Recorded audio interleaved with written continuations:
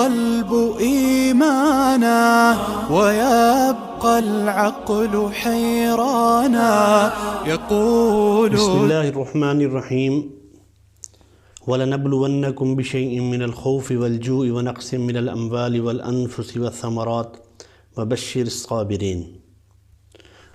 آج میرا topic corona virus اور اس سے متعلق شرعی احکام سمجھنے کے لیے چند نکات کا جائزہ لینا مقصود ہے، کیونکہ ابھی پچھلے دنوں ایک اسلامی اسکالر جاوید احمد غامدی صاحب نے اپنی رائے دی کہ ایوان صدر سے امام آن لائن جماعت کرائے اور پورا پاکستان اس کے پیچھے کھڑا ہو جائے، کیونکہ یہ وقت کا تقاضا ہے۔ جبکہ جامعہ ازہر کے ایک مفتی نے بھی کہا ہے کہ حالیہ وبا کی وجہ سے مساجد کو بند کر دیا جائے اور جمعہ کے اجتماعات پر بھی پابندی لگا دی جائے۔ ان کی آراء اپنی جگہ، لیکن فتویٰ بازی سے قطع نظر اور مجتہد مختی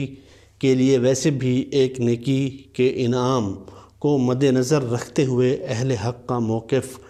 سامنے رکھنا بھی اپنا فرض سمجھتا ہوں۔ اس سلسلے میں سب علماء کی آراء کو سر آنکھوں پر رکھ کر مختصراً دلائل کا حوالہ دیتے ہوئے سات نکات بیان کروں گا۔ سب سے پہلے تو کیا بیماری متعدی ہوتی ہے، یعنی کہ دوسرے کو لگتی ہے؟ دوسرا نکتہ یہ کہ وبا پھیلنے کی صورت میں اس شہر کے باشندوں پر اس کا شرعی اثر کیا ہوگا؟ تیسری بات کہ خوف کی وضاحت، یعنی کہ شریعت خوف کسے کہتی ہے؟ چوتھی بات کہ لاک ڈاؤن کی شرعی حیثیت۔ پانچویں بات باجماعت مسجد میں نماز نہ پڑھنے کا عذر، اس کے بارے میں شریعت کیا کہتی ہے؟ چھٹی بات کیا اسلامی حکومت مساجد کو بند کروانے کا اختیار رکھتی ہے؟ اور ساتویں بات آن لائن نماز کا حکم، کہ آن لائن اگر کسی دوسرے شہر سے یا دارالحکومت سے یا ایوان صدر سے، جیسے غامدی صاحب نے کہا کہ پڑھائی جائے، اس کے بارے میں کچھ بات۔ حقیقت یہ ہے کہ زمین والوں اور عرش والے کے درمیان جو ہے نا وہ حالات بہت سخت کشیدہ ہیں۔ کورونا وائرس پوری طاقت سے حملہ آور ہے۔ اہل زمین مشکل صورتحال سے دوچار دفاع میں بری طرح ناکام ہو چکی ہے، یہاں تک کہ عرش والے نے ہر طرح کے مذاکرات کے لیے اپنے گھر کے دروازے بھی بند کروا دیے ہیں۔ اب ایک طرف کورونا اور دوسری طرف عرش والے سے تعلقات بحال کرنے کے لیے صدق و اخلاص کے ساتھ سچائی پر مبنی دل کی گہرائیوں سے آنسوؤں میں لپیٹ کر معافی نامہ آخری حل نظر آتا ہے۔ ماہرین طب کے مطابق کورونا وائرس کو ٹھنڈ کا موسم پسند ہے، اس لیے عرش والے نے موسم بھی کورونا کے لیے سازگار بنا دیا ہے۔ اب نہ عمرہ کے لیے جا سکتے ہیں، نہ طواف کی اجازت ہے، نہ مناجات کا موقع، کہ سعودی عرب نے غیر معینہ مدت کے لیے ویزا بھی بند کر دیا ہے۔ اور آخری اطلاعات تک سعودیہ سے یہ خبریں آ رہی ہیں کہ اللہ نہ کرے العیاذ باللہ امسال حج پر بھی پابندی لگنے کا امکان ہے۔ فکر کا مقام ہے کہ جہاں ہر وقت انوارات و تجلیات کی بارش ہوتی ہے، مادرزاد اندھوں کو بینائی، بے اولادوں کو اولاد، جہاں سے زندگیاں ملتی ہیں، جہاں سے کائنات ارضی کو کنٹرول کیا جاتا ہے،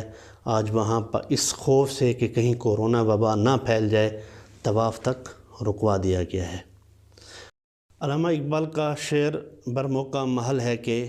خبر دیتی تھی جن کو بجلیاں وہ بے خبر نکلے، خبر دیتی تھی جن کو بجلیاں وہ بے خبر نکلے، حرم رسوا ہوا پیر حرم کی کم نگاہی سے۔ یہ عام بات نہیں، فکر و تجسس کی بات ہے کہ مکہ و مدینہ میں اب باہر سے کوئی داخل نہیں ہو سکے گا۔ کب تک یہ حالات پر منحصر ہے کہ کب تک ایسا ہوگا؟ اگر ہم اب بھی نہیں سمجھے اور یوں ہی باغی اور نافرمان ہی بنے رہے، تائب نہ ہوئے اور اللہ کے حضور توبہ نہ کی، تو ابھی یہ جو ہلکی سی سرزنش ہے یہ شدید انتقام کا روپ بھی دھار سکتی ہے۔ اب آتے ہیں اپنے اصل ٹاپک کی طرف، جو 7 نکات جو 7 مسائل آپ کے ساتھ ڈسکس کرنے ہیں اس کے حوالے سے۔ سب سے پہلے تو یہ سکتا کہ کیا بیماری متعدی ہو سکتی ہے یا نہیں۔ تو ڈاکٹروں کی تحقیق یہ ہے کہ چند بیماریاں متعدد ہوتی ہیں، یعنی متعدی ہوتی ہیں۔ یہ مسئلہ اسلامی شریعت کے خلاف نہیں ہے جہاں تک اس حدیث کا تعلق ہے جس میں کہا گیا ہے کہ بیماری متعدی نہیں ہوتی ہے۔ اس سلسلے میں معلوم ہونا چاہیے کہ حدیث میں جاہلیت کے عقیدہ کی نفی مقصود ہے، کیونکہ وہ حضرات بیماری کے پھیلنے کو مؤثر بالذات مانتے تھے اور ہر قسم کی بیماری میں پھیلنے کا عقیدہ رکھتے تھے۔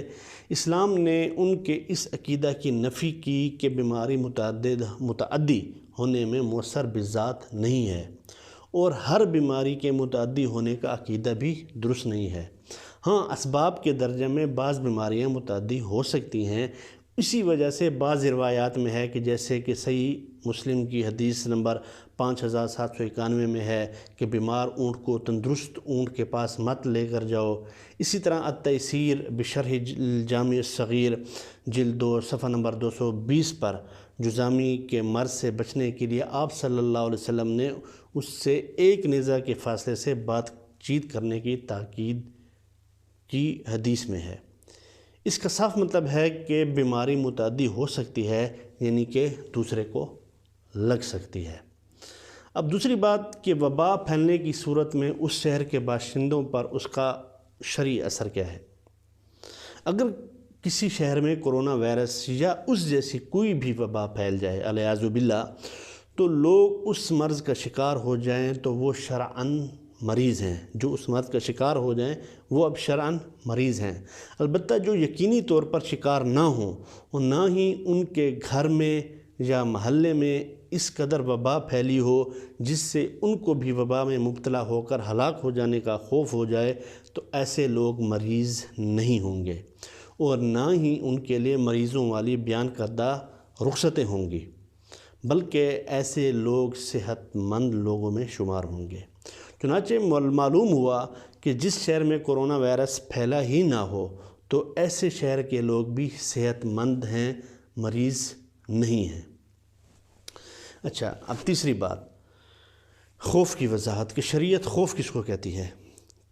شرعی احکام میں وہ خوف معتبر ہوتا ہے جو ظن غالب کا فائدہ دے۔ مثلاً کسی شوگر کے مریض کو تجربہ سے یہ بات معلوم ہو کہ روزہ رکھنے سے اسے بھوک کی زیادتی کی وجہ سے مرنے کا خوف ہے یا مرض کی زیادتی کا خطرہ ہے، تو اب اس کے لیے علامات، تجربے اور ماہر ایماندار ڈاکٹر کے مشورے سے مرنے کے خوف سے روزہ نہ رکھنے کی رخصت ہوگی۔ اب جن کے بارے میں یہ شک ہو کہ اس بیماری کی علامات بعد میں کچھ دن بعد ظاہر ہوتی ہیں، جیسے کرونا وائرس کے بارے میں ہے کہ اس کی بیماری کی علامات چند دن بعد ظاہر ہوتی، فوری طور پر ظاہر نہیں ہوتی، تو اب شک کو یقین سے نہیں بدلا جا سکتا۔ مطلب کسی کو شک کا فائدہ نہیں دیا جائے گا۔ اب کسی کے بارے میں بھی پتہ نہیں ہے کہ کوئی اس میں مبتلا ہے یا نہیں، ہر کسی کا شک ہے، تو اب شک کو یقین سے بدلا نہیں جائے گا، بلکہ اسے صحت مند ہی تصور کیا جائے گا جب تک کہ ڈاکٹری رپورٹ نہ آ جائے، جیسا کہ بدائع الصنائع فی ترتیب الشرائع جلد نمبر 5 صفحہ نمبر 147 میں ہے، الثابت بالیقین لا یزول بالشک، کہ جو بات یقین سے ثابت ہو اسے شک سے زائل نہیں کیا جا سکتا۔ چوتھی بات کہ لاک ڈاؤن کی شرعی حیثیت، کہ لاک ڈاؤن کی شرعی حیثیت کیا ہے، یعنی کہ شہروں کو بند کر دینا۔ شریعت نے احتیاطی تدابیر اختیار کرنے کا حکم دیا ہے اور ان احتیاطی تدابیر پر جس حد تک عمل ممکن ہو کرنا بھی چاہیے۔ تعاون کے سلسلے میں اسلام کی ہدایت ہے کہ آپ صلی اللہ علیہ وسلم کا ارشاد ہے، مسند احمد کی حدیث نمبر 1491 میں ہے کہ جس علاقے میں تعاون پھیلا ہو تو باہر کے لوگ وہاں نہ جائیں اور وہاں کے لوگ باہر نہ نکلیں، بلکہ صبر کر کے انہی علاقوں میں رہیں۔ اگر موت مقدر ہو گئی تو شہادت کی موت ہوگی، وہاں سے نکلنا موت سے فرار اختیار کرنے کے مترادف ہے،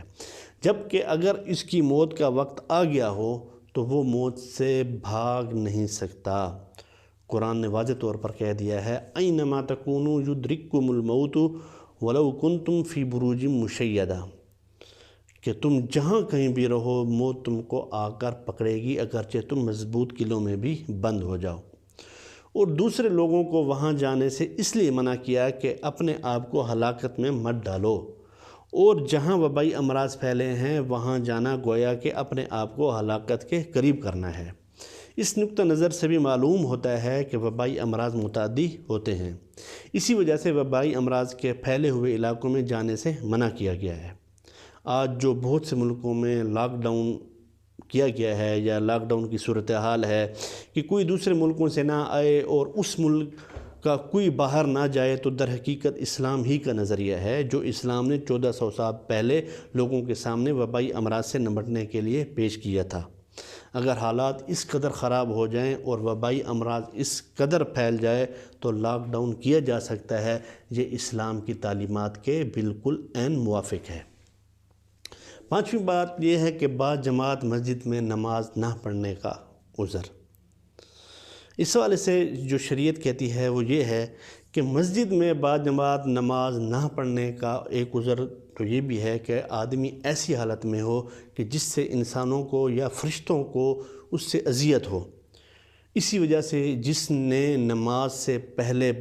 جیسے کہ کسی نے بدبودار چیز کھا لی ہو تو اسے مسجد نہیں جانا چاہیے۔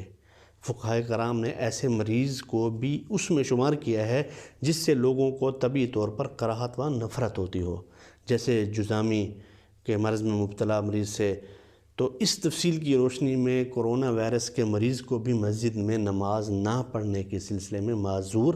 سمجھا جا سکتا ہے۔ کفایت المفتی کے جلد نمبر 3 صفحہ نمبر 138 میں ہے کہ ان صورتوں میں خود مجزوم پر لازم ہے کہ وہ مسجد میں نہ جائے اور جماعت میں شریک نہ ہو، اور اگر وہ نہ مانے تو لوگوں کو حق ہے کہ وہ اسے دخول مسجد اور شریک کے جماعت سے روک دیں،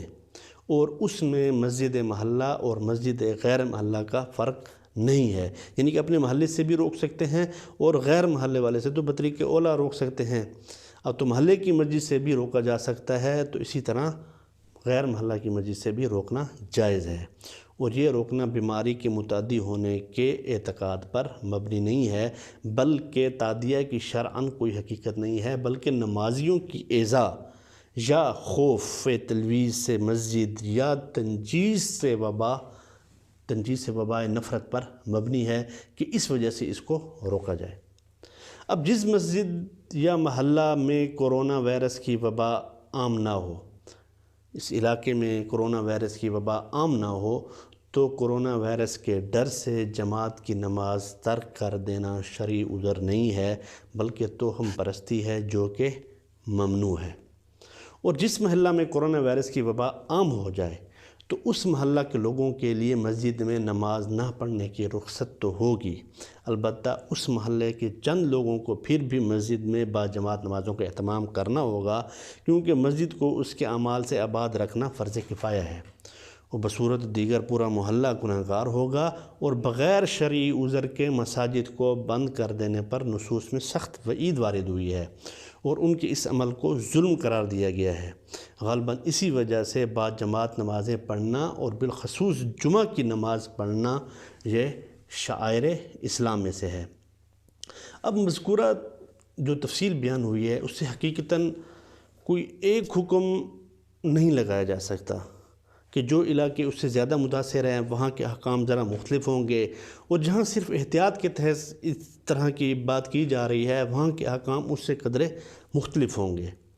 اب جن علاقوں میں وائرس سے متاثرہ لوگ پائے جاتے ہیں وہاں پر احتیاط کی شدید ضرورت ہوگی، اور اس احتیاط کے تحت اگر مسجد میں نماز پڑھنے کی بجائے گھروں میں نماز پڑھنے کی بات کہی جائے تو کسی حد تک قابل قبول ہو سکتی ہے، کیونکہ بارش اور دیگر آزار کی بنا پر جمعہ کی نماز گھر میں پڑھنے کا حکم روایت میں صراحت کے ساتھ ہے۔ تاہم جہاں اس طرح وائرس کے اثرات نہیں پائے جاتے وہاں چند احتیاطی تدابیر کے ساتھ نماز کا سلسلہ جاری رہنا چاہیے اور جمعہ و جماعت کو موقوف نہیں کرنا چاہیے۔ اس لیے احتیاطی تدابیر کے طور پر کچھ چیزیں کی جا سکتی ہیں، جیسے کہ سب سے پہلے تو ماہرین طب کے متعلق یہ بیماری جیسے کرونا وائرس 5 سال سے کم عمر کے بچوں اور 50 سال سے زائد عمر کے بزرگوں پر زیادہ اثر انداز ہوتی ہے، اب 5 سال سے کم عمر کے بچے تو مسجد آنے سے رہے، جبکہ 50 سال سے زائد عمر کے بزرگوں کو چاہیے کہ اگر واقعی ان کی قوت مدافعت اب کمزور ہو چکی ہے اور بیماری جلدی حملہ آور ہو سکتی ہے تو وہ گھر میں ہی جماعت کا انتظام کر لیں، مسجد نہ جائیں۔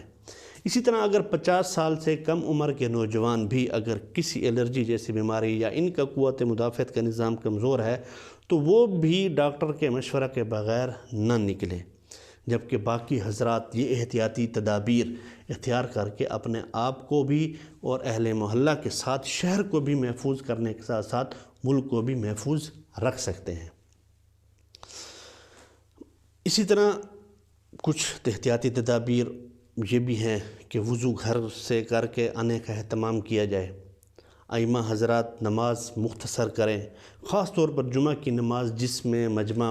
بڑا ہوتا ہے، اس میں اردو خطبہ کو موقوف کر دیا جائے اور عربی خطبہ مختصر کر دیا جائے۔ تیسری بات یہ ہے کہ سنت و نوافل گھر میں پڑھنے کا اہتمام کیا جائے۔ چوتھی بات کہ نماز میں صف کی درستگی کی بڑی تاکید آئی ہے، اور صف کی درستگی میں یہ بھی ہے کہ لوگ مل مل کر کھڑے ہوں، لیکن موجودہ حالات میں احتیاط کے طور پر ایک بالش کا فاصلہ اگر رکھا جائے تو لوگوں کے جسم ایک دوسرے سے کم ملیں تو ناگزیر حالات میں اس کی بھی گنجائش معلوم ہوتی ہے۔ اسی طرح پانچویں بات یہ کہ مجمع کم کرنے کے لیے جماعت ثانیہ کا اہتمام بھی کیا جا سکتا ہے۔ جماعت ثانیہ عام حالات میں اگرچہ فقہائے احناف کے ہاں مکروہ تحریمی ہے، لیکن اگر ہیئت اولیٰ پر نہ ہو تو حضرت امام ابو یوسف رحمۃ اللہ علیہ نے فتاوی شامی جلد نمبر 553 میں اس بات کی اجازت دی ہے۔ اسی طرح جماعت ثانیہ کی کراہت کی علت تقلیل جماعت ہے، یعنی کہ پہلی جماعت میں مجمع کم رہے گا، اس لیے دوسری جماعت کرنے سے بھی منع کیا گیا ہے، لیکن یہاں پر مجمع کم کرنا ہی مقصود ہے، اس لیے یہاں پر جماعت ثانیہ کی گنجائش نکل آئے گی۔ یہ ایک میری رائے ہے، علماء کرام اور دوسرے حضرات اس پر اپنی دوسری اس سے اختلاف کر سکتے ہیں۔ نیز نمازیوں کا درمیان میں فاصلہ کے حوالے سے فتاوی دارالعلوم جلد نمبر 3 صفحہ نمبر 153 میں ایک سوال کے جواب میں حضرت مفتی عزیز الرحمن صاحب لکھتے ہیں کہ اگر ایک یا دو صفیں چھوڑ کر لوگوں نے نماز پڑھ لی تو نماز ہو گئی، مگر یہ خلاف سنت ہے، صفوف کو متصل کرنا چاہیے۔ یعنی کہ اگر صفوں میں فاصلہ آ گیا ہے اور نمازیوں میں فاصلہ ہے کرونا وائرس کی وجہ سے کہ ایک دوسرے کو لگ سکتی ہے، تو صفوں کا فاصلہ بھی زیادہ کر سکتے ہیں، کہ ایک شرعی عذر ہے۔ چھٹی بات کہ جو لوگ اس سے متاثر ہیں ان کو مسجد بالکل بھی نہیں آنا چاہیے، ان کو اپنے گھروں میں ہی نماز پڑھنی چاہیے، اس لیے کہ ان حضرات کا مسجد آنا وائرس کے منتقل ہونے کی صورت میں دوسرے لوگوں کی تکلیف کا باعث ہے۔ اس کو دیکھ کر دوسرے لوگ مسجد نہیں آئیں گے۔ فقہا کے یہاں اس کی تصریح ہے کہ اگر کسی کو منہ کی بدبو کی بیماری اس کے مسجد میں آنے سے لوگوں کو تکلیف ہوتی ہو تو اس کو مسجد نہ آنے کی اجازت ہے۔ فتاوی دارالعلوم میں ہے کہ جزامی سے جمعہ و جماعت ساقط اور معاف ہے، اور جو لوگ جزامی شخص سے علیحدہ رہیں اور احتراز کریں اس پر کوئی ملامت بھی نہیں ہے، کہ جزامی سے بھاگنے اور بچنے کا حکم رسول صلی اللہ علیہ وسلم نے فرمایا ہے۔ اور جمعہ کی نماز میں چونکہ مسجد کا ہونا شرط نہیں ہے، لہٰذا گھر میں بھی امام کے علاوہ کم از کم 3 مقتدی ہوں تو جمعہ کی نماز صحیح ہو جائے گی، جبکہ فقہ شافعی میں تو 40 آدمیوں کا ہونا شرط ہے۔ لہٰذا مسجد کی اذان ثانیہ کے بعد اگر مسجد میں اذان نہ ہو تو خود اذان بھی دے دیں، امام مختصراً خطبہ مسنونہ میں 3 مختصر ترین آیات ہی پڑھ کر 2 رکعت نماز پڑھا دیں، چاہے گھر میں ہو یا کسی اور جگہ میں جمع ہو کر پڑھ لیں۔ تاہم بعض لوگ جو بیماری کے وہم سے مسجد نہیں جا سکتے تو ان کے لیے یہ ہے کہ جمعہ کی صحیح ہونے کی شرائط موجود ہونے کی صورت میں بغیر عذر کے جمعہ چھوڑ کر ظہر کی نماز پڑھنا اگرچہ گناہ ہے، اور اگر کسی نے ظہر کی نماز پڑھ ہی لی تو اس سے وقت کا فریضہ بھی ساقط ہو جائے گا، یعنی کہ وہ فرض اگر ظہر پڑھ لے گا جمعہ پر نہیں جاتا، بیماری کے وہم کی وجہ سے، تو اس کا وقت کا فریضہ پھر بھی اس سے ساقط ہو جائے گا۔ اب جو ہمارا چھٹی بات تھی کہ کیا اسلامی حکومت مساجد کی بندش کر سکتی ہے، اس کو بند کر سکتی ہے، تو اس میں تو یہ ہے کہ پہلی بات تو یہ ہے کہ نماز پر پابندی اور جماعت پر پابندی، یہ دو الگ چیزیں ہیں۔ احناف کے ہاں جماعت سے نماز پڑھنا سنت موقدہ ہے جو کہ واجب کے درجے میں ہے، لیکن شدید بارش، درندے کا خوف اور بیماری بڑھ جانے کا خوف ہو تو مسجد جانا لازم نہیں ہے۔ اب اس بات کا جواب یہ ہوا کہ اگر حالات واقعی اتنے کشیدہ ہیں اور حکمران وقت نیک نیتی سے عوام کی بھلائی کے لیے علماء کے مشورے سے لوگوں کو باہر نہ نکلنے پر مجبور کرتے ہوئے مساجد میں اکٹھا ہونے سے بالکل بھی منع کر سکتا ہے۔ اب پھر یہ سوال ہے کہ ایسے میں کیا مسجد میں جماعت کی نماز نہیں ہوگی؟ نہیں، بالکل بھی نہیں، مسجد میں بالکل بھی جماعت کی نماز ہوگی۔ وہ کس طرح ہوگی کہ مسجد کا امام، مؤذن اور خادم بعد جماعت نماز پڑھ کر مسجد کو آباد رکھیں۔ اسی طرح بعد جماعت نماز سے مساجد آباد رہیں گی اور لوگ بھی خطرات سے محفوظ رہیں گے، اور گھروں میں نماز پڑھنے کی صورت میں لوگ گھر پر بھی جماعت کا اہتمام کر لیا کریں گے، جو یقیناً انفرادی نماز سے بہتر ہی ہوگا۔ یہ سب اس صورت میں ہو سکتا ہے جب حکومت اس حوالے سے کوئی آرڈر جاری کرے، خود مساجد کا امام یہ نہیں کر سکتے۔ اور آج کی ہماری آخری جو بات ہے، ٹاپک ہے، وہ یہ ہے کہ آن لائن نماز کے حوالے سے یہ چونکہ آن لائن نماز جدید ٹیکنالوجی کی مدد حاصل کرنے سے ہی ہو سکتی ہے، اس کے لیے ہمیں کسی نص سے قیاس کرنا پڑے گا، جو کہ میری نظر میں تو ایسی کوئی نص موجود نہیں کہ اگر ایسا ہوتا تو سب سے پہلے جب ہجرت مدینہ ہوئی تو وہاں کی فضا میں وبا پھیلی ہوئی تھی، جس سے کئی صحابہ کرام بیمار بھی ہوئے، مگر کسی کو یہ نہیں کہا گیا کہ جب ہم نماز پڑھیں گے تو آپ گھروں سے آن لائن شامل ہو جانا، کیونکہ اس وقت جو گھر ہوتے ہیں نا وہ چھوٹے چھوٹے ہوتے تھے اور ساتھ ساتھ ہوتے تھے، اور مسجدوں میں اذان جب ہوتی تھی تو وہ اذان کی آواز بھی جاتی تھی، تو جب اذان کی آواز جا سکتی ہے تو پھر قرأت کی آواز بھی جا سکتی ہے۔ تو ان کو کبھی نہیں کہا گیا کہ جب ہم مسجد میں آواز، جیسے جن نمازوں میں قرأت ہوتی ہے، تو جن نمازوں میں قرأت نہیں بھی ہوتی تو جیسے تکبیر کی جاتی ہے تو اس میں ہمارے ساتھ شامل ہو جائیں، لیکن ہمارے سامنے کوئی بھی ایسی نص موجود نہیں ہے۔ دوسرا یہ ہے کہ احادیث میں جن کو بھی جماعت سے نماز کی رخصت ملی ہے، جیسے کہ پیچھے بتایا گیا ہے کہ ان میں کسی کو بھی نہیں کہا گیا کہ آپ کے گھر اگر اذان کی آواز آتی ہے تو آپ گھر سے آن لائن ہو جائیں، یعنی کہ جب اگر آپ کے گھر اذان کی آواز آ رہی ہے تو ظاہری بات ہے پھر نماز کی آواز بھی آ سکتی ہے، تو آپ پھر کیا کریں کہ کوئی اگر آفت ہے یا کوئی مسئلہ ہے یا کوئی بیمار ہے جن کو شرعی عذر ہیں، وہ پھر ہمارے ساتھ گھر سے ہی جماعت میں شامل ہو جایا کریں، لیکن ہمارے سامنے ایسی کوئی نص بھی موجود نہیں ہے۔ اسی طرح دور نبوت میں جو خواتین کو مسجد آنے کی اجازت دی گئی، پھر فتنے کے ڈر سے منع کر دیا گیا، تو کسی کو یہ نہیں کہا گیا کہ آپ آن لائن جماعت میں شامل ہو جایا کریں، یا کبھی بھی ازواج مطہرات کے جو حجرے مسجد نبوی کے ساتھ متصل ہوا کرتے تھے، کبھی نہیں کہا گیا کہ آپ جماعت میں ہمارے ساتھ آن لائن شامل ہو جایا کریں، کیونکہ آواز تو جاتی تھی، کیونکہ مسجد ان کی دیوار ٹچ تھی اور متصل بھی تھے۔ اسی طرح جب آپ حضرت صلی اللہ علیہ وسلم آخری ایام میں بیمار تھے تو نماز کی امامت حضرت ابوبکر صدیق رضی اللہ عنہ کے حوالے کر دی،